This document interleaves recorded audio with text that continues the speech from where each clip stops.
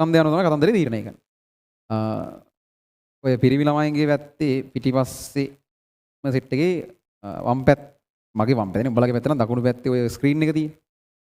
ඒකට එහා පැත්තේ ඉන්න නිල් පාටයි ලා නිල් පාටයි තියෙන්නේ. ඒකේ තද නිල් පාට එකකින්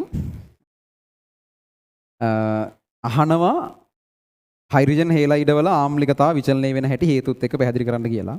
ලා නිල් පාට එක එච්චර ලොකු වැරද්දක් කරපු නැති හින්දා දැන් මම ඊළඟට කියලා දෙන්න යන එක තමයි උගෙන් අහන්නේ. මේකේ විවරණාට පස්සේ ඇවිල්ලා අහනවා කියන්න ලෑස්තිලා ඉන්න. එහෙම කොච්චර හොඳයිද කියලා මම ඊට වඩා සාර්ථක වෙන්න බෑ. සාධාරණ වෙන්න බෑනේ මම අහන එකත් කියලානේ අහන්නේ. හරි. හැබැයි හිතුනොත් දෙන්නයි අහන දෙක මාරු කරනවා. හරි. එයා සාධාරණ වැඩි වගේ හිතුනවා මට. ඒ හින්දා අද නිල් පාට එක මේකවත් බලාගෙන ඉන්න දැන් ඌ දැන් අරක බලාගත්තොත් එහෙනම් මේක අහන්න නැතුව ඒකයි හිතුනොත් මාරු කරනවා කිව්වේ බලමු හරි